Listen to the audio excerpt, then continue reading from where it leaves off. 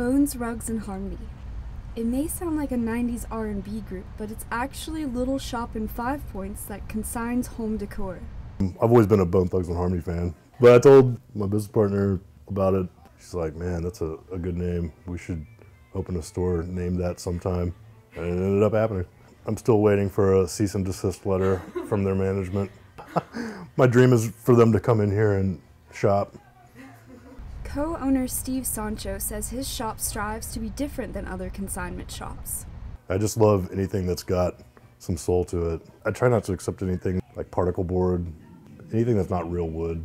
If it's a piece of furniture, you know, just kind of chintzy, gimmicky stuff.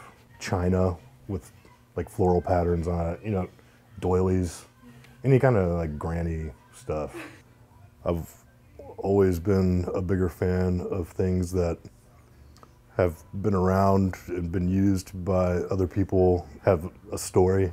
Those things are way more interesting than something that you just pick up at like Wet Ash or Haverty's or anything like that. It's like, man, where did this come from, you know?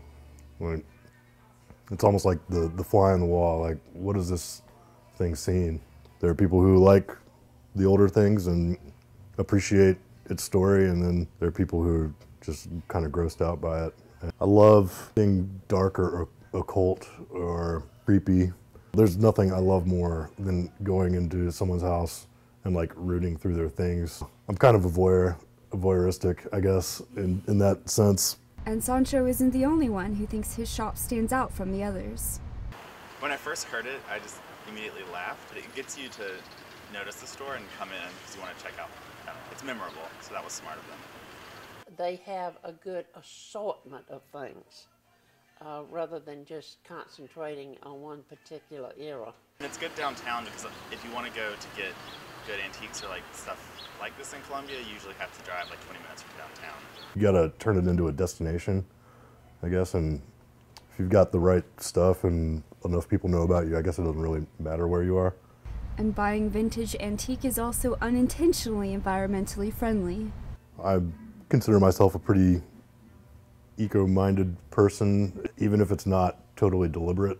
That just is kind of a byproduct of what's going on here. I've just never been into new things, and by default, you know, you're recycling. And the recycling extends not only to the decor, but also the stories behind the decor. Sarah Kennedy, Carolina News.